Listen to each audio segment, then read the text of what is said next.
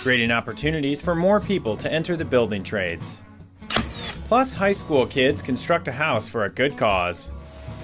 Learn how the city's wastewater plant operates. And finally, our climate action team tackles energy efficiency in our homes. And it all starts right now on this edition of Iowa City in Focus.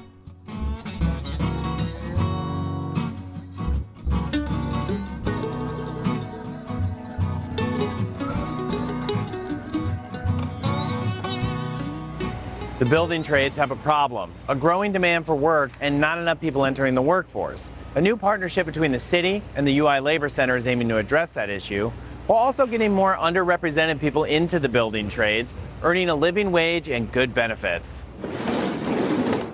The nice thing about the pre-apprenticeship program is that they were really encouraging and they were really adamant that no, you can do this too, and this is for everyone.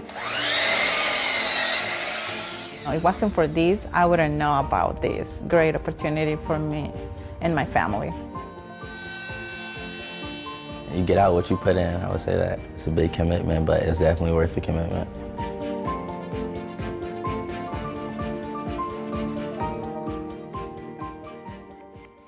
The University of Iowa Labor Center created the Quality Pre-Apprenticeship Program to create a clear pathway to the skilled building and construction trades. There's a lot of people that need good jobs, and there's a lot of good jobs out there that are trying to recruit people. And so bringing people from where they are now, where they may not be ready for an apprenticeship program, but helping them to get the education, skills, and connections they need to get into a program is very important.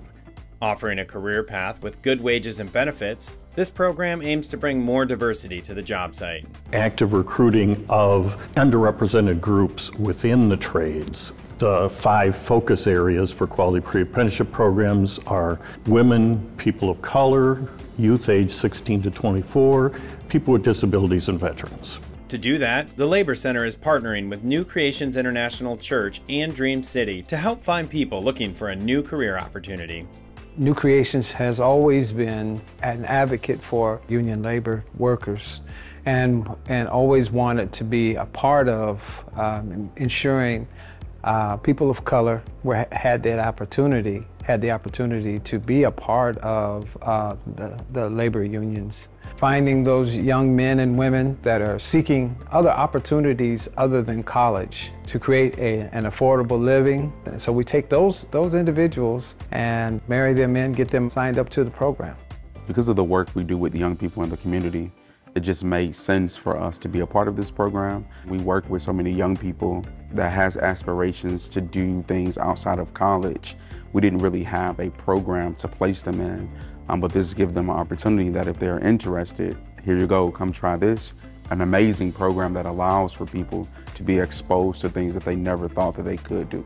Following the pandemic, the City of Iowa City was looking for ways to invest in our community and strengthen our economy. Ultimately, we hope that this program will connect local residents with living wage jobs. After the pandemic, many construction companies and labor unions expressed a greater need for more skilled workers, and at the same time, the pandemic revealed many systemic barriers that underestimated populations were facing when they were trying to access quality work. So we're really excited about the University of Iowa's Quality Pre-Apprenticeship Program because it merges a solution that addresses both of these parallel challenges at the same time. The city is putting $400,000 of its American Rescue Plan Act funds towards this program to be spread out over 5 years. Through a 5-week training course that includes working with the Cedar Rapids Iowa City Building Trades Council, participants can find an equitable path to a new career.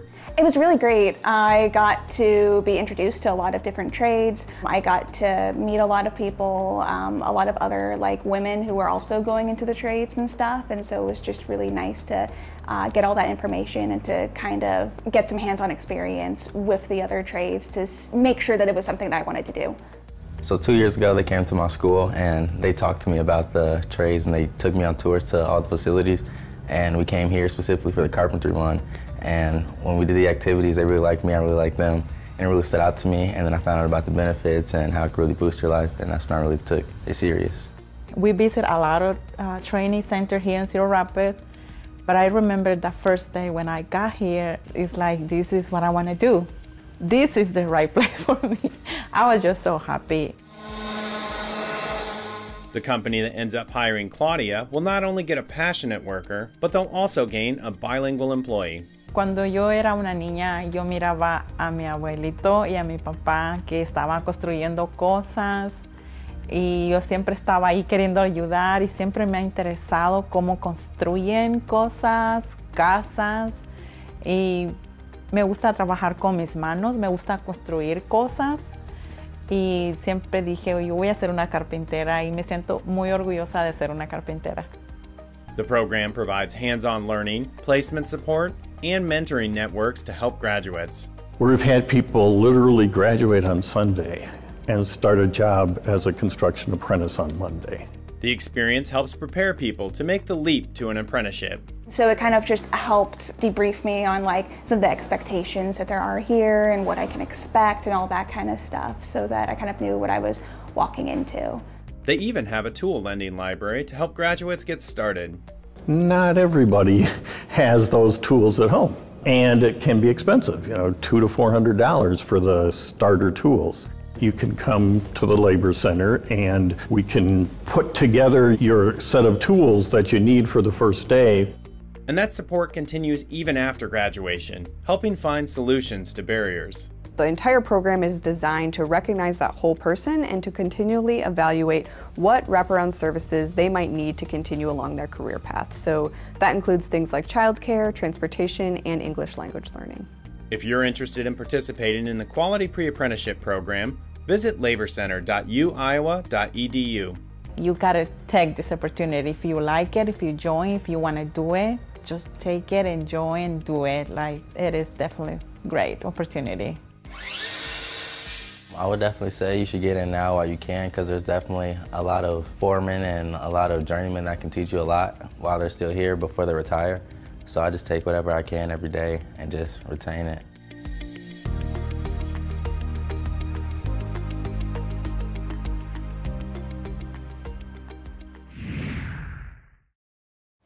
Behind me is a home that will be rented at an affordable price in the Northside neighborhood of Iowa City. This is possible because of the collaboration of dozens of organizations and businesses, plus the hard work of some high school students who had the opportunity to build it from the ground up.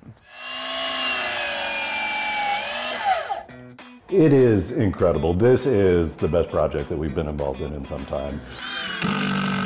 It makes me feel glad that we had the opportunity to build this. I'm glad we got the opportunity to do everything here. They participated in something bigger than themselves. They got hands-on. They really did dig a hole and build a house. I'm excited to see who this helps, you know, because it's for a good cause, you know. I'm excited to see how this helps the world. It was a distressed property that the city became owner of, and they wanted to do something that was both good for the neighborhood, good for the community, and use the property as it should be used. The city approached the Housing Fellowship, which provides quality homes throughout our community for people with limited incomes to rent. Using this space to create affordable housing in the Northside neighborhood felt like a perfect fit. We were really excited to support this because it brings together a lot of sort of what's near and dear to our hearts as far as values of the city go, but it's also enumerated in our strategic plan. We want to be able to create affordable housing, create opportunities for the community, and to do it in an infill project like this where it's an existing neighborhood is absolutely amazing. And so we were able to partner and bring partners together to do this, and so it really exhibits kind of the best of what we want to accomplish all in one project. Next step was figuring out how to build it. Everyone agreed that getting high school students involved was the best approach. Well, I think it's something that the students need to be a part of because they're going to appreciate the entire process of building a house, from design to the legwork to getting permits and talking to neighbors to where we're at right now where we're getting ready to frame. So I'd like to get them some exposure to every segment of that so they can figure out maybe what they want to do in a career path and appreciate all the different trades. So we're really excited to have them involved. Students from City High, West High, and Liberty High would be building this house, training to become the next generation of trades workers. It's a necessity. It's more than important. The numbers show that we have people leaving the trades and not enough people going back in. It is critical in terms of our economy, our local economy. It's critical in terms of our housing stock. In order to make this work, area businesses in all different trades volunteered their time and knowledge to teach the students. This project is really raising awareness because it has a lot of different partnerships that are incorporated, everything from the private to the public to the nonprofit sectors in a neighborhood that also is very active and caring about their community. And as you can see behind us, there's even students that are involved that are training the next generation of builders to be in the trades, to get that hands-on experience is just amazing. The students were well aware of just how unique this opportunity was. I just think it's a crazy experience. Friends at school don't believe me that I'm leaving to build a house.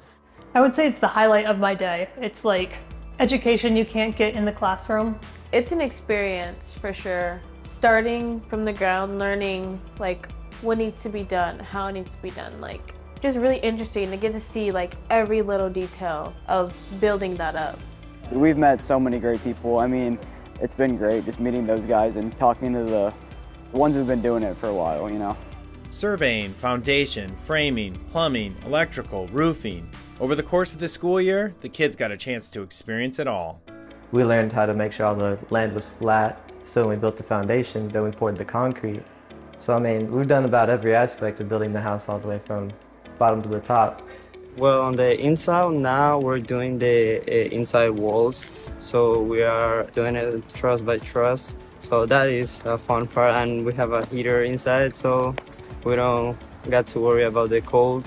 I feel like it definitely lets you see every aspect of building. It lets you see every trade that you can get into, like electrical, carpentry, everything, plumbing. It lets you really get down and see every trade to really help you decide which one you would like to do. Of course, it wasn't all smooth sailing, which is part of the building process. That came about. Students would make just simple mistakes, learning how to then come across a problem and then solve it using what we know and applying it to this problem. You can see the ups and downs and the problems we have to go through and the hoops we got to jump through. For safety reasons, some unconventional approaches were used, including the roof. We took the dimensions from up top, placed it down on the concrete slab, and kind of just started building from the ground up. And we put all the framing up and all the studs, and it was a whole process. It was super cold and but it was nice because we didn't have to build it on the roof. I feel like since we're younger, it's good to be safer, and so we got to build it and experience it all here, and then we got the crane and we put it up on there.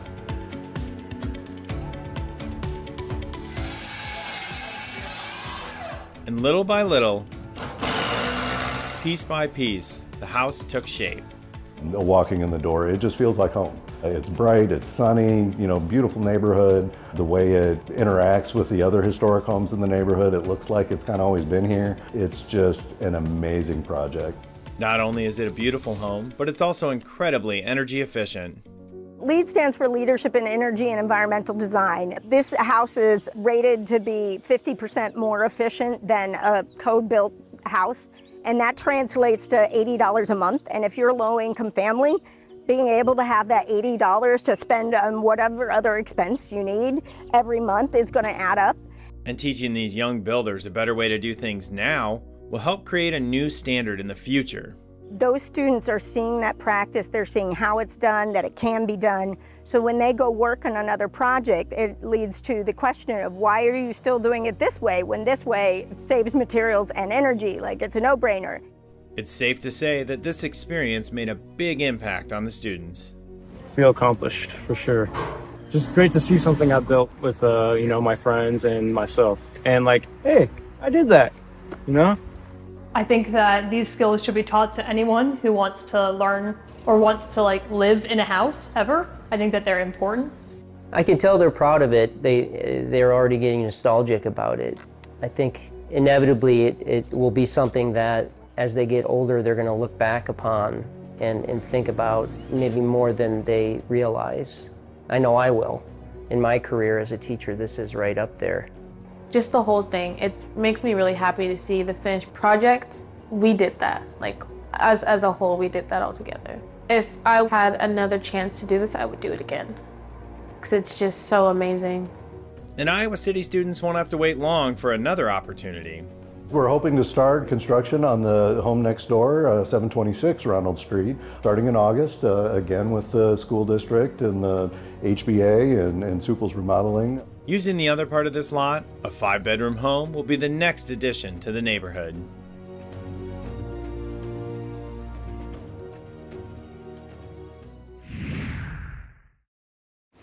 I'm at the city's wastewater treatment facility, which uses a multi-step, complex process to remove contaminants from our used water and return it to its source, the Iowa River. Let's see how it works. The service provided by the city's wastewater treatment facility is one you probably don't often think about, but is essential to our daily lives. Any water that goes down the drain travels through 330 miles of sanitary sewer piping that runs from our homes and businesses to the facility. Once here, a complicated process of several steps will remove and eliminate contaminants before returning it back to the water cycle. The dedicated staff of this facility oversees the treatment of more than 7 million gallons of wastewater each day. Here's how it works. The first stop is at the headworks. This initial stage reduces the level of pollutants.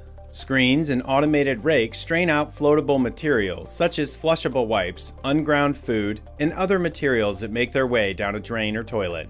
This process is costly, time-consuming, and avoidable. Really, only 3 things should be flushed down the toilet: urine, fecal matter, and toilet paper. Things that shouldn't be flushed include tissues, paper towels, unused pharmaceuticals and medications, feminine products, condoms, and flushable wipes. That last one is a big problem because of its misleading name. And when it comes to the kitchen sink, keep fats, oils, and grease from going down the drain. Such items can cause sewage blockages and equipment breakdowns, which can disrupt service and cost the taxpayers of our community to fix. The material that is collected is washed, compacted, and placed in a roll-off container. Grit in the wastewater is also separated and collected for disposal at the sanitary landfill. The wastewater is then lifted up by pumps to continue its journey through the plant. Next stop is the primary treatment phase. Primary clarifiers use gravity to complete this critical step. As the wastewater slowly circles the clarifiers, heavier solids settle at the bottom, while lighter materials like oils and grease rise to the top. The settled material is pumped to the anaerobic digester for further treatment. Any floating material is also collected and pumped to the digester. The water then moves to the aeration basins for biological treatment. This provides an environment for microorganisms to thrive, which in turn removes organic matter from the wastewater. Blower equipment compresses and pushes air to the aeration tanks to support the organisms. These naturally occurring organisms take up the dissolved carbon, nitrogen, and phosphorus, making this process both cost-effective and efficient. Step 4 is the secondary treatment in clarifiers, which separates the biomass produced during the biological phase from the treated water.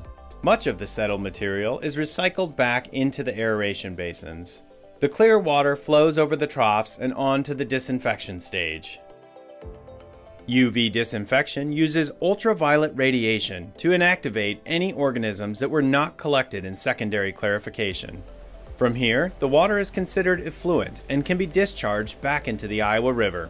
Approximately 10% of the total daily flow is reused in the plant for cleaning and other process requirements. During the growing season, around 1 million gallons a year of the effluent water is used to irrigate the adjacent Kicker Soccer Park. The process isn't over yet though. The material from the primary clarifiers and the wasted liquid from the secondary clarifiers are used in the digestion phase. These anaerobic digesters decompose the materials by biological digestion, which creates methane, biosolids, and water. All of these resources are put to good use. The methane is captured and reused to heat the digesters and several plant buildings. The water is recycled back into the process, while the biosolids are sent to the next phase, sludge processing. This process takes the liquid biosolids and dewaters them.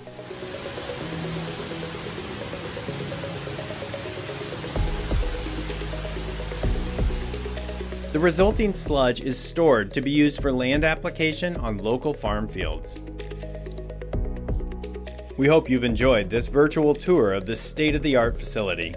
Along with learning what not to flush, you now know how much time and effort goes into treating wastewater. So the next time you're running water, remember what you can do to help keep our wastewater system flowing smoothly.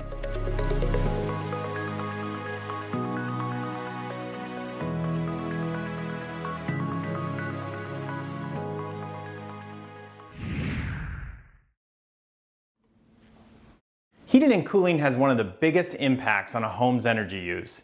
Using a heat pump uses less energy, saving homeowners money while reducing greenhouse gas emissions.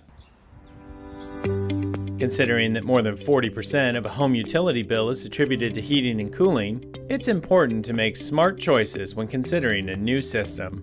A heat pump is the most efficient heating and cooling system available. That's because rather than generating heat, it simply transfers heat from one place to another. When I bring folks over to look at my heat pump, one of the first things people ask me is, so is it behind the air conditioner? And that's because it looks so much like an air conditioner because it is an air conditioner. It works on the same technology. It just has a mechanism that it lets it run in both directions. So it pulls heat out of your home and moves it outside just like an air conditioner does in the summer. And then in the winter, it's able to pull heat from the outside and move it into your home. This type of technology requires far less power. The biggest advantage of a heat pump is that they're incredibly efficient. It just takes so much less energy to move heat around as compared to creating heat.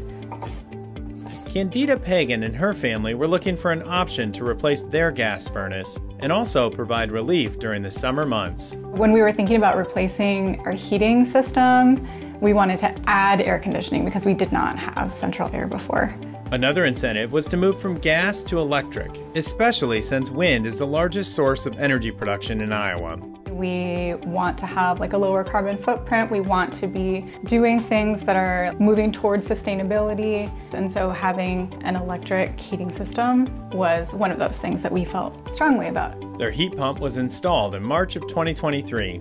So I've had like some time to feel it out in terms of how does the air function, how does the heat function. This winter I really got a great idea of how it works in deep cold and in kind of moderate cold. A winter that included heavy snow, blizzard conditions, and frigid cold temperatures. And how did the heat pump hold up? Great. It operated as well as our former furnace. We did not need to add plug-in electric heaters in the house either, so it was just kind of the test, and it stood up to the test. I was really happy with it. Living in Iowa, winters can be grueling. Ducted heat pumps like Candida's can operate fine on their own in cold climates. They can also be tied in with an existing furnace as a backup. Come winter, it will supplement your furnace so that your furnace doesn't have to run as much. That saves you money, and it also gives you time to figure out how the heat pump is working for your home. A lot of people are concerned about whether or not it can heat a home in the winter. I can say we're very comfortable in my home. It works very well. Our energy bill has gone down. We do budget billing, and so it's gone down by about $50 a month for now. I anticipate it will go down even further. A great time to consider moving to a heat pump is when you need to replace your AC unit. On first glance, comparing prices can be deceiving. You'll want to factor in potential tax credits and future energy savings. They do cost a little more than a traditional air conditioner, but the great thing is between now and 2032, we have federal tax credits available that will cover 30% of the costs for the equipment and installation, which actually makes a heat pump very cost competitive with an air conditioner. You'll end up paying about the same once you get the tax credits, and then you'll be saving money on top of it. So it ends up being a really great choice.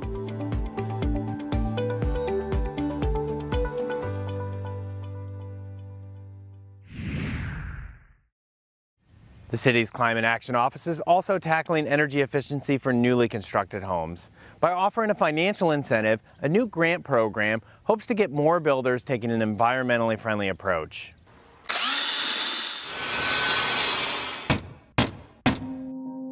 The greenest energy out there is energy you don't use, because nothing has to be burnt or transmitted in order to produce it. There's no better time to make a home energy efficient than when it's first built.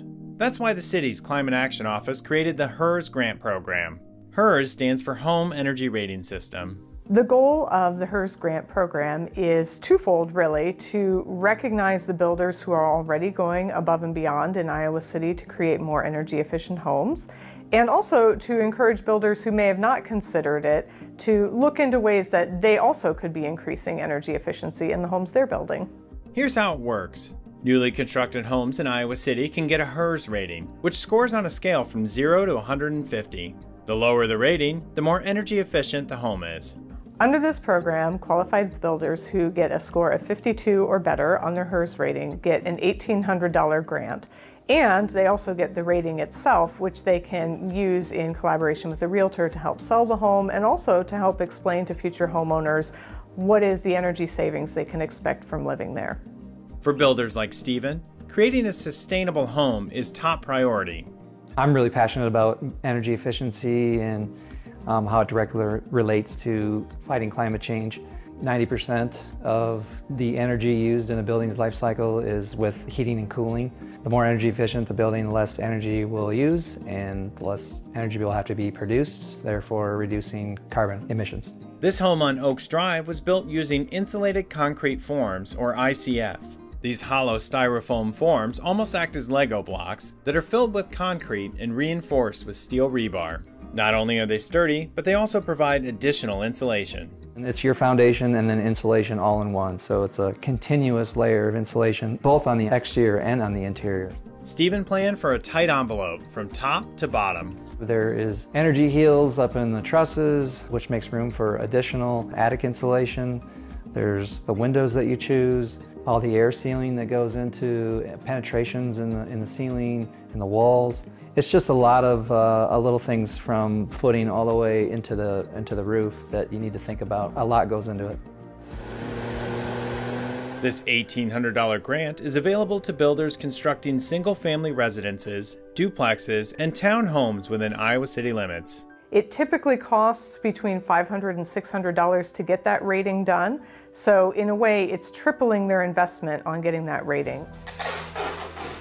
The Oaks Drive home passed with flying colors. I received a score of 32, which the consultant said was about as low as you could get without a renewable energy source. Program details and application materials can be found on our website. For more information, builders can go to icgov.org/HERSgrant. Along with the financial incentive, the rating can help guide builders to more efficient building methods and techniques. I recommend the grant program. It helps you offset the cost of receiving your HERS rating, and with that HERS rating you can really take it and figure out how to help you build a better home.